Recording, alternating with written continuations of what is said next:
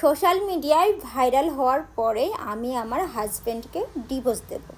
কারণ হিসেবে দেখাবো, আমার হাজব্যান্ড আমার মা বাবাকে দেখে না, আমার সব ইচ্ছা পূরণ করে না। জীবন তো একটাই, সুখে থাকার অধিকার সবার আছে, আমারও আছে। আমি যেখানে সুখে নেই, কেন আমি সেখানে থাকবো? শুধুমাত্র ছোট ছোট কারণের জন্য সোশ্যাল মিডিয়ায় ভাইরাল হওয়ার পরে অনেক সেলিব্রিটিরা দেখছি হাজব্যান্ডকে ছুঁড়ে ফেলে দিচ্ছে টিস্যুর মতন করে, ডিভোর্স করছে। বর্তমান বেশিরভাগ ডিভোর্সের সংখ্যাই কিন্তু এই সোশ্যাল মিডিয়ার সেলিব্রিটিদের।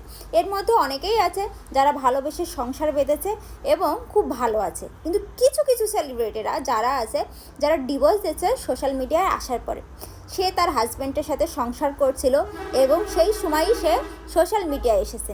প্রথম কথা, সে যখন সোশ্যাল মিডিয়ায় এসেছিল তখন কিন্তু তার যে ফোনটা, মানে সে যে কাজটা শুরু করেছিল, তার যে বড় জিনিসটা সেটা হচ্ছে ফোন।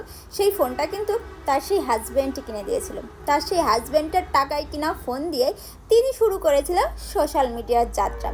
এরপর আস্তে আস্তে তার ফ্রেম বাড়ে, তার টাকা বাড়ে। তারপর মনে হয়, দূর, এরকম হাজব্যান্ডের কী দরকার, এর থেকে ভালো হাজব্যান্ড আমি ডিজার্ভ করি। তখনই তিনি তার হাজব্যান্ডকে ডিভোর্স দেয়। আর ডিভোর্স দেওয়ার সময় বলে, ভালো থাকার অধিকার তো সবার আছে।